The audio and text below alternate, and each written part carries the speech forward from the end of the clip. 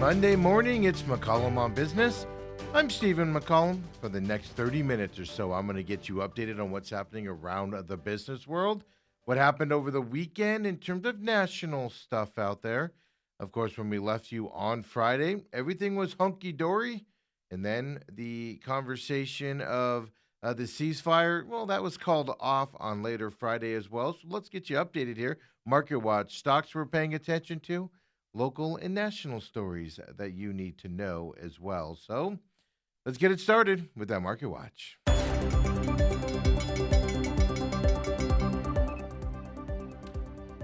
Iran peace talk stall, as I told you. Oil has risen today, even though the Strait of Hormuz is reportedly open. Well, we have a nominal trading day so far here early in the morning, meaning not a ton up, not a ton down. Little changes here today. Dow Jones right now down 33 points, 49,221. S&P 500 down 2 points to 7161. The Nasdaq's down 54 points to 24,782. While the Russell 2K up 13 points here this morning to 2790 as of right now. And then we got Bitcoin staying up in that 78,000 range right now, 77,827 for Bitcoin, as that looks like it's settling in pretty nice here at that 78,000 range here over the last week as well. Stocks we're paying attention to right now. First stock we're going to look at is Qualcomm. They're up big today, or at least in pre-market. They're up still today. They have come down since the market's opened.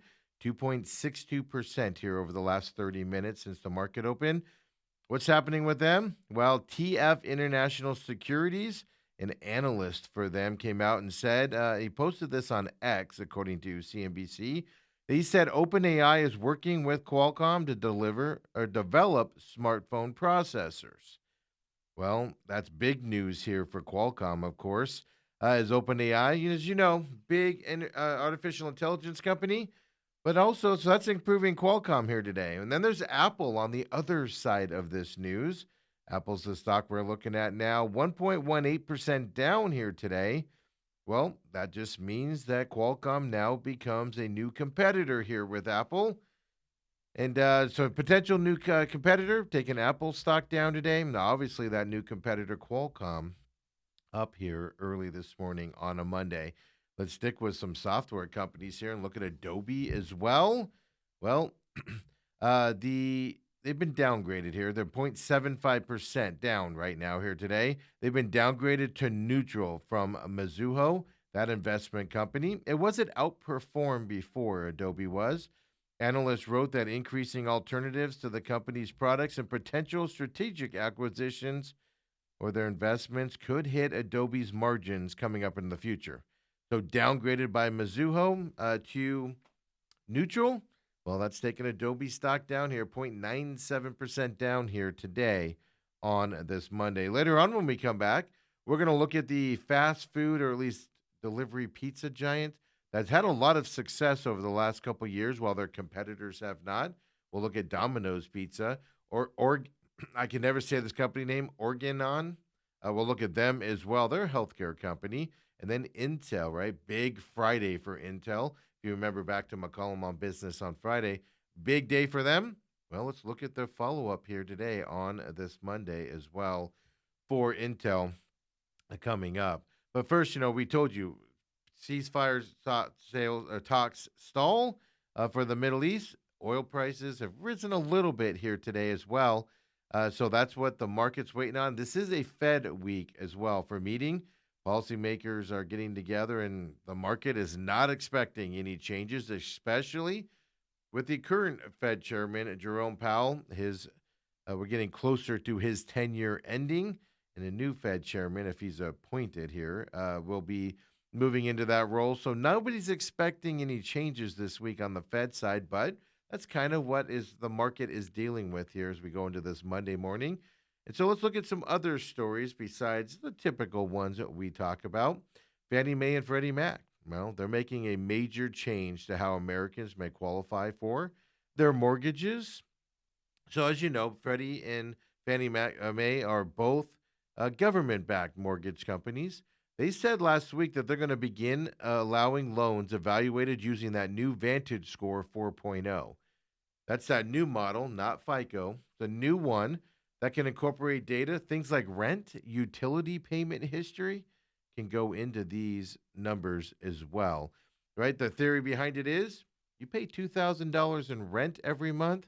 Why can't you pay 1,800, 1,600, dollar mortgage every month at the same time, right? This change will initially roll out on a limited basis. It's going to begin with a group of approved lenders to try it out.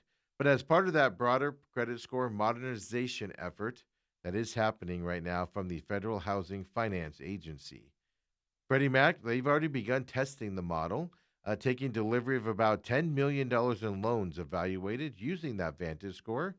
And those mortgages and those loans are going to be highly scrutinized as well. So, as they go on, who's paying, who's not, are they credit worthy, are they paying on time, etc. So it's going to be highly scrutinized. During the limited rollout, approved lenders, well, they can choose between Vantage Score 4.0 and your traditional FICO scores. A second updated model is going to come out as well, FICO Score 10T. Well, it's expected to be introduced as part of the modernization initiative as well for FICO. FICO 10T also factors in both positive and negative rental payment history when reported to the credit bureaus. And don't forget, remember when FICO's stock went way down when they announced this? So FICO's having to, move towards that side as well as another option to try to obviously keep them as the core in the future and the focus of this type of business out there. Let's go to some airline stuff is here as well. There's been a lot of question marks around this United Airlines, American Airlines rumored merger. We gave you the updates last week, and now this morning, United Airlines said that it had ended its pursuit of a merger with American Airlines after American declined to engage after that initial approach. This is a fascinating story because the United CEO last week, kind of was like, yeah, we're not pursuing this at all. And they have to come out today and officially end it. If you remember, the CEO of United, he raised the idea of combination with American during a meeting with U.S. President Donald Trump. That was back in, I want to say, late February, early March as well. Reuters came out and talked about this a few weeks ago. The meeting had been scheduled to discuss the future, specifically of Dulles Airport there in Washington. So then Kirby this morning said Americans, meaning the airline, public comments make it clear that a merger like this, well, it's off the table for the foreseeable future. If you remember last week on announcement time, American flat out said it's bad for everybody if this merger was to continue, and they weren't interested. American did decline comment this morning to Kirby's statement here this morning, but they did point to the remarks made last week by its CEO. As I told you, he said the whole thing would be bad, rejected the merger. He said it would be uncompetitive, bad for customers, bad for the airlines, bad for everybody, employees. So it's officially done now with a lot of rumors and covering your butt if you're a United CEO there. And even President Trump last week, we told you on Friday, said, yeah, I don't think they should merge. So it's done. It's finally done. Apparently, it's done. We'll see here. Another airline story, I found this interesting. Will this be more of a trend coming up, right? We know airlines are moving towards premium tickets. People want to pay more, at least the airlines think so, for travel. So Emirates Airlines over in Dubai, well, they're exploring a major upgrade to its first class experience. Private bathrooms directly inside individual suites. Yeah, the National, which is an Abu Dhabi outlet over there, came out with this news. Emirates, well, they currently offer first class cabins on its Airbus A380 and Boeing 777 aircraft. So, aboard if you want to talk about the Airbus 380, I should say, first class passengers have private suites, sliding doors, along with access to shared showers, spas, and an onboard lounge and bar. We're talking premium here. You see that picture? That is from an airplane, folks, on your screen. The airline first introduced its signature shower spas back in 2008. But the Boeing 777, well, it features fully enclosed floor to ceiling suites advanced entertainment and technology. It does not include shower spas and the Boeing model at this time. The reported move of adding these private bathrooms, it comes as airlines across the whole airline industry. They're looking to add to the investment in high-end travel, rolling out upgraded onboard experiences to attract premium customers who want to pay that extra money for those. I just found that interesting because now those are longboard flights that they obviously have. It's not like you're flying an hour and you have that option. But is that something that goes to American Airlines traveling abroad as well to compete with these foreign carriers, if we could say that here in America as well? Let's move to the entertainment side of things, and no strikes coming up. Our shows, our movies are going to keep continuing. Well, at least for right now, because members of the Screenwriters Union overwhelmingly ratified a 4-year agreement with those Hollywood studios and the streaming companies. They did all this on Friday, bringing an end to the what a lot of people are shocked by. Really quick, really smooth, no hiccups, no fighting, no arguing. Because last time these guys were talking about this, it added a prolonged strike last time, and this was quick and easy. Union leaders said 90% voted to approve the deal struck between the Writers Guild of America West, of course, Writers Guild of America East, and the Alliance of Motion Picture and Television Producers. Studios will now shift to negotiations specifically with actors and directors now moving forward. So, leaders of the unions emphasized gains in health coverage, is what their main coverage was. But the union leaders did say the deal also includes minimum pay hikes, especially for comedy and variety writers, more money in residuals for the re airing of their work and their jokes as well, of course, out there. So, there we go. That is settled. Now, actors and directors, which also had a big strike last time. So it'll be interesting to see if that's going to be as smooth as what this process was as well. And this is an interesting story to me here as well, because you see it a lot, right? Especially us Gen Xers. We're just like, we'll just live life. Yay. Well, new studies are out there saying most Americans, they have no clue, head in the sand, specifically when it comes to a core retirement planning statistic. How long you're going to live after you retire. Only 1 in 3 Americans can correctly identify how long a 65-year-old will typically live. Hmm. Big deal because workers who underestimate longevity of life, they tend to save less, plan less, even risk running out of money in what could be a 30 plus year retirement time frame. Only half of workers who expect to live less than a decade in retirement save regularly. 26% of these save 5% or less of their annual salary. This is all according to a new reporting out there. So the recommendation is you should be saving at least 15%, including any employer contribution, of course, if you can afford to. But 5% seems to be the level according to this study. More than 7 in 10 of those expected to live 30 or more years in retirement save regularly. And 4 in 10, well, they save more than 10% of their income each year.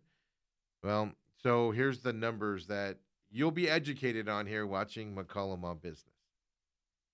On average, a 65-year-old man in the United States, they will live about 19 more years. They're going to live to about 84. A 65-year-old woman, well, they're going to live about 22 more years. They're going to live to about age 87. So, what about reaching the non-Agerian status? Well, that's a 65-year-old man has about a 30% chance of living to at least age 90, compared to 40% for a 65-year-old woman. So you hit 65, you have a pretty good chance to live to 90 or older as well, on top of that, which gets you to that 30-year window in retirement for money, etc. So most people underestimate that time frame. So they, of course, are saving less and things to that effect and everything. So figure start this Monday with, if you can afford it in this market, start saving a little bit more. You're going to live longer than you think if you just remain healthy and keep going through that. And folks, well, we're here on this Monday, waiting on the ceasefire talk, waiting on the Fed announcements this week and meetings Don't expect a lot of movement on those two things this week, but we'll keep our eyes on that as the week goes on. And when we come back, let's get into some local stories here coming up as well. If you're a White Castle fan, I've got some news for you. Might be easier to get more White Castle. We'll talk about that coming up as well. Come on back. It's McCollum on Business, Monday edition.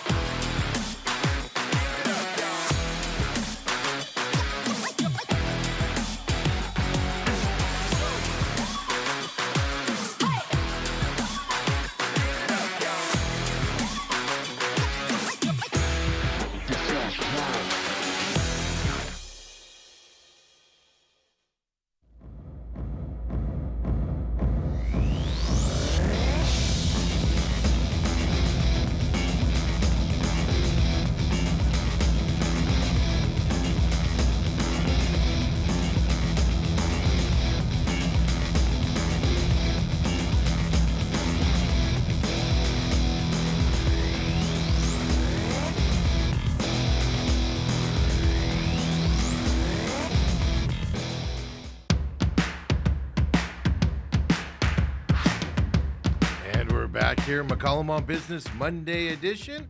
I appreciate you joining us here, of course, live on Robat TV. As soon as we're done here, we get this put up on demand on Robat TV, our YouTube page as well for our production company, TME Media AZ. And of course, on Rumble as well, rumble.com/user/TME Media is where you can find us on Rumble, TME Media AZ on YouTube. And of course, follow us on X as well for the parent company of our production company, TME Media AZ.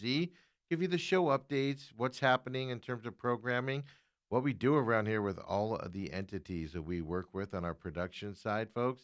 Give them a follow there as well. As soon as we get done here, well, we move into the main event. Dale Hillestray's off Monday, Tuesday, and Wednesday of this week. So today, I'll get you going, caught up over the weekend.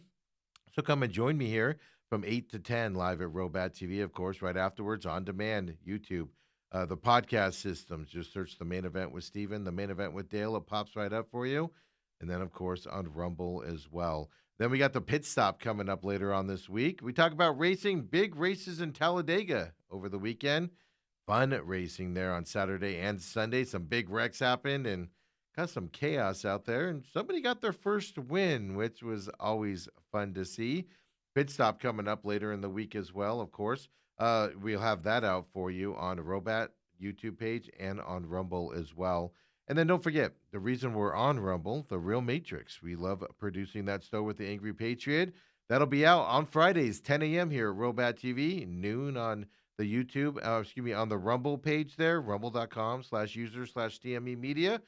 Last week's episode was on the moon landing, and we appreciate it. Big numbers on that show coming out on Friday as well. So we appreciate you joining us. The real Angry Patriot loves the fact and appreciates you guys coming on and going on this journey of exploration and opening your mind, as they say there on that program. So it'll be fun to see you guys here. And John Holmberg joined that show actually from KUPD Morning Sickness. He joined that show in the second half as well for the moon landing episodes. Check that out on Rumble and, of course, here, Robat TV or the free podcast systems as well. With all that being said, let's get back into the Monday Market Watch.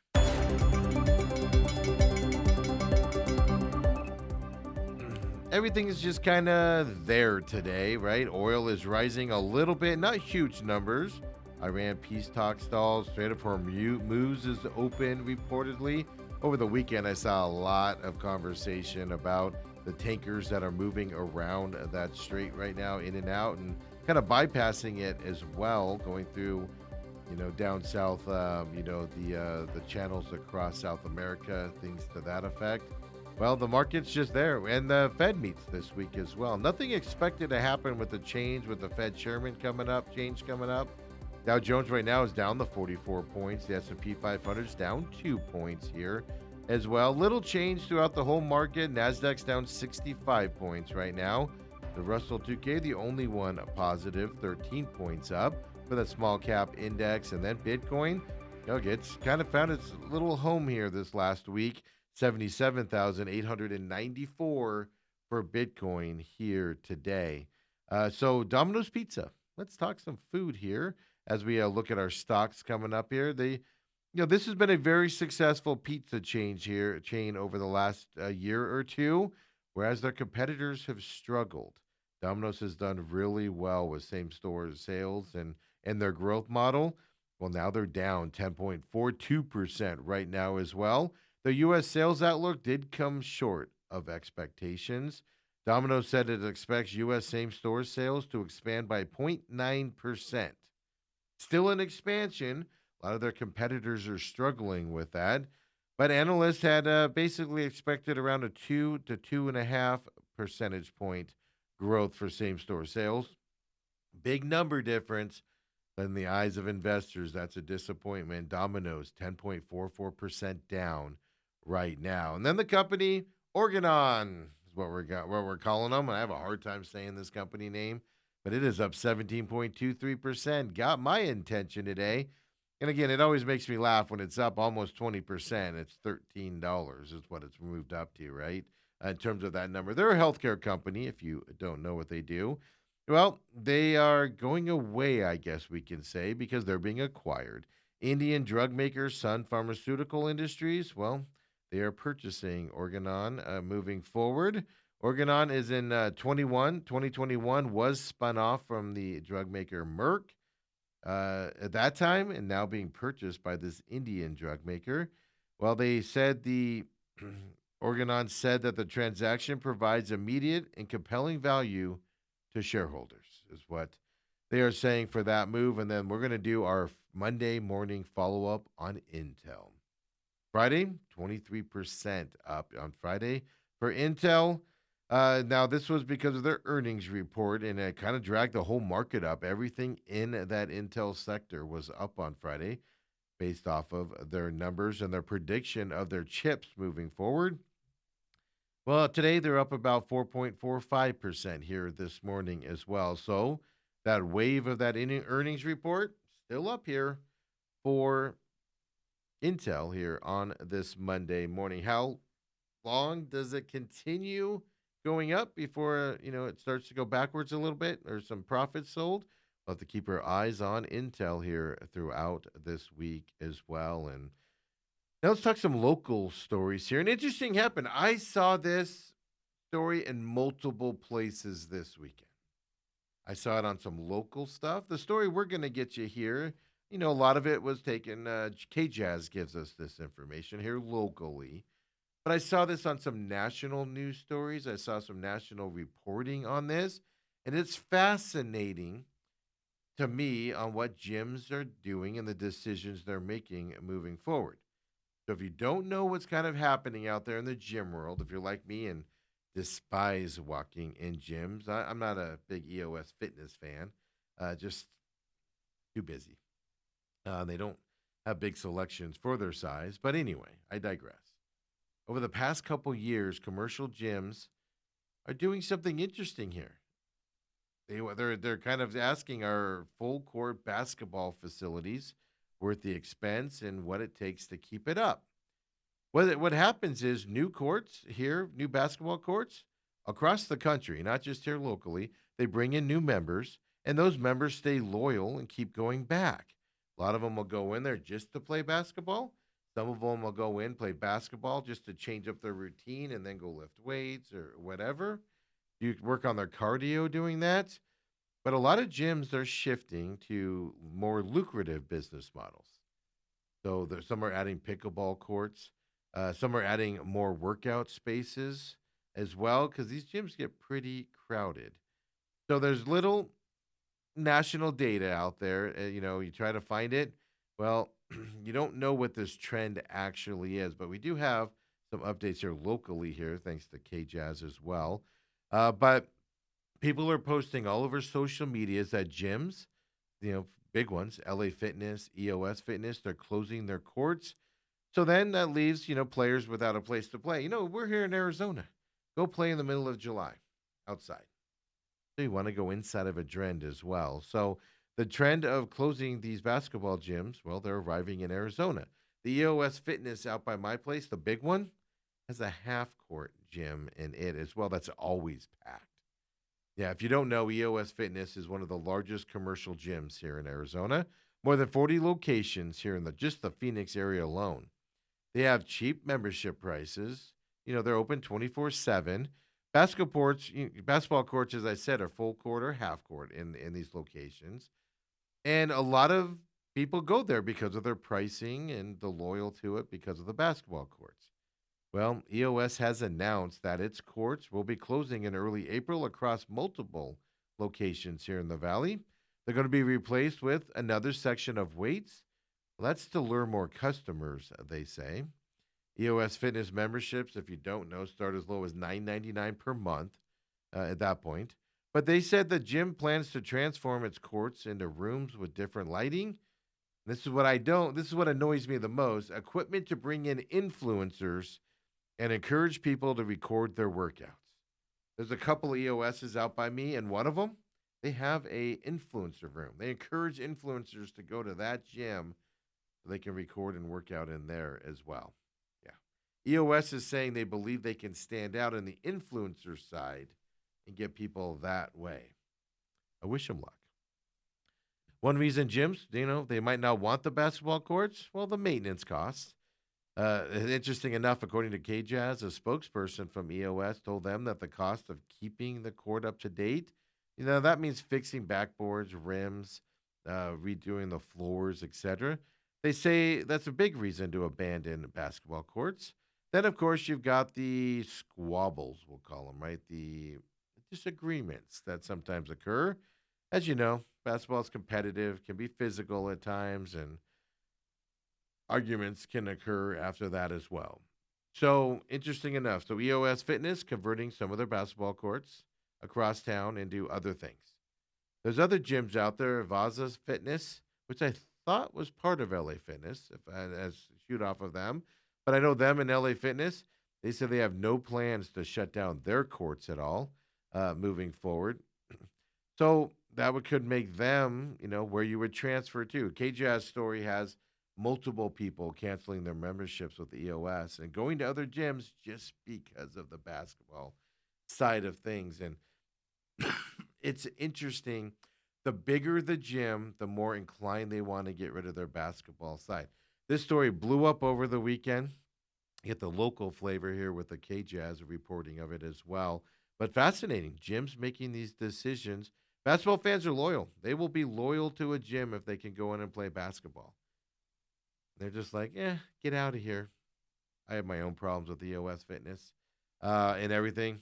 Just don't like them. Their gyms are, quite frankly, just garbage. Moving forward, their weights aren't very good. Everything else is just busy. You can't get anything at any time. You go in the middle of the night, and it's like nothing works. It's hard to get in on it. It's just whatever.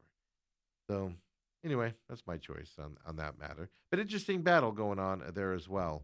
Hey, City of Phoenix. We already know data centers are big here in Arizona. Phoenix Mayor Kate Gallego, she announced last week that the city is going to launch a Phoenix quantum strategy, quantum computing. She wants to position the valley as a national hub for quantum computing moving forward. The strategy that she wants to do is going to unite universities, industry partners to accelerate breakthroughs in the quantum field, which is still an emerging field out there. Quantum computers are seen as tools that may eventually solve certain problems that could make what modern day computers years to solve. So fast they're going to be when they, in theory, get it figured out. They operate using the laws of quantum physics, which is way out of my league, folks. It get very difficult to explain. You confuse the heck out of me when you talk about it. But according to ASU News, the global effort to advance quantum technology has been likened to the 1960s space race, all because of the scale of investments into it and obviously competition. The country that solves quantum computing first, just like AI, will have a big advantage. So now, Phoenix Mayor, she made this decision to build research partnerships, attract quantum related companies into the valley, and then even develop the talent here as well that could make Phoenix a hub, not just for data centers, but quantum computing moving forward. So, always trying to get that technology business in here as well for them. And hey, are you a Bed Bath and Beyond fan? Were you a Bed Bath and Beyond fan, I should say? Well, you're getting some of their products back into the valley here as well. Coming up pretty quickly for you as well. And I apologize here while I get my computer up and running. So don't forget Bed Bath and Beyond. Well, most of you know if you're a fan of them. They closed their stores 3, 4 years ago in that time frame. Utah-based Bed Bath and Beyond is returning to Phoenix. Well, they're doing it in conjunction with another retailer out there, storage solution retailer, the Container Store. They announced they would be introducing the Bed Bath and Beyond concept and its products into existing Container Store locations. We've seen this kind of merger happen a little bit, right? The Party City Staples. I saw several commercials for their entertainment here, which we told you about on Friday. Now, Container Store and Bed Bath and Beyond mixing it up as well. So the Bed Bath and Beyond announced plans to acquire the Container Store out of bankruptcy back in, I want to say it was back March, maybe beginning of April timeframe, as when it was happening. So the Container Store, well, what they say is the goal is to deliver a more complete home experience for its customers. 100 stores were identified as locations for the Container Store and Bed Bath and Beyond, including 4 here in Arizona. So there'll be one in Phoenix, Glendale, North Scottsdale, and yes, Tucson. You're not being forgotten about. You'll get one down there as well. They'll all have the Bed Bath and Beyond products in them as well. Moving forward. So starting in May, the transition will begin for a Container Store plus Bath and Beyond format. Future stores will obviously that they open will have that format as well coming up. So Bed Bath and Beyond fans, you're getting your dream. It's coming back here as well for you here in the next month. Actually, it looks like it's going to be happening in those Container Stores. All right, let's get into our my favorite subject, the food topics out there. A precursor to this story, I feel like I have to be honest with you. I do not like White Castle. Cannot stand it. Do not like anything about it. Yeah. But if you, and I understand your love for it, don't get me wrong. I'm not judging you on that. I'm just a little bit off on this. But White Castle is now taking its sliders beyond restaurants. You can get them in grocery store freezers also. Well, they're announcing plans to roll out automated hot food kiosks, all to serve those sliders out there. You're going to be able to get them even easier coming up here. They announced last week that they have formed an exclusive alliance with a company called Automated Retail Technologies. They're launching White Castle Crave and Go kiosks across the country. It's going to begin with 1,000 locations, is just what it's going to begin with. The kiosks are designed to give customers access to White Castle sliders and also hot, you don't have to cook them, in places where traditional restaurant may not be nearby. So basically, instead of building a White Castle, let's say at ASU, or inside of ASU, like for instance the MU or something, well, now they can put these kiosks inside of places like college campuses, hospitals, workplaces, transportation hubs as well. Imagine the bus stop there in Tempe or a light rail site. You can get yourself some hot White Castle. Yes. White Castle said orders from the kiosks are prepared on demand, so they'll give busy customers a quick and convenient way to grab food without waiting in line. How do you cook them so fast? My question. Automated retail technologies that White Castle is banded with. They operate the Just Baked platform. They already have kiosks in high traffic areas and healthcare systems and colleges, for instance. So they already exist and they're already being utilized, these automated retail technology kiosks. White Castle said the existing network made the automated retail technologies a natural partner for this White Castle expansion as well. So, when do they launch? Crave and Go installations have already launched. They've generated some positive feedback throughout the country as well. They expect expansion to accelerate through 2026 as well. So they offer, they have 340 restaurants. As I said, you can get their hamburgers, their sliders, and frozen food as well. I did look, none in Arizona that I saw as of yet, but could be coming our way. Or if you're traveling, keep your eyes open, White Castle fans, for Crave and Go, I should say. White Castle out there as well. And good luck with you on that as well. Hey, folks, this is a wrap up here of McCollum on Business. We'll be back tomorrow, 7 a.m. But we'll keep rolling forward here on the business week, waiting for the Fed announcement here coming up this week. Then, of course, right, what's happening with the Iran war? All the business that you need to know. And come and join us, 7 a.m. live on demand after that. YouTube, Rumble, of course, here at Robat TV as well. We'll see you tomorrow, everybody. Main event coming up next at 8 to 10 a.m. live here on Robat TV. Come and join us.